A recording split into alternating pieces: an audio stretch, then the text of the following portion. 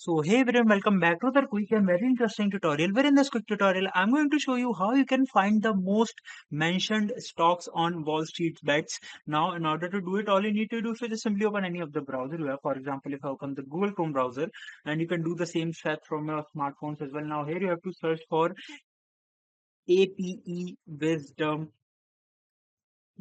io. You can see the right URL. Just simply go to this URL and let's just wait for this to respond. Once the website get open, here you can see when you scroll down, here you can see the trending stocks on Reddit in the past 24 hours, and from here you can check the stocks over any platform, the stocks that are trending over the multiple platforms you have. Like here you can see the multiple platforms available for you. You can here simply search for the platform that you want to check the trending stocks. Alright, so that's it for this tutorial. I hope this video will be helpful for you. Make sure to hit the like button and subscribe button for more such helpful and interesting tutorials. See you in the next one. Take care.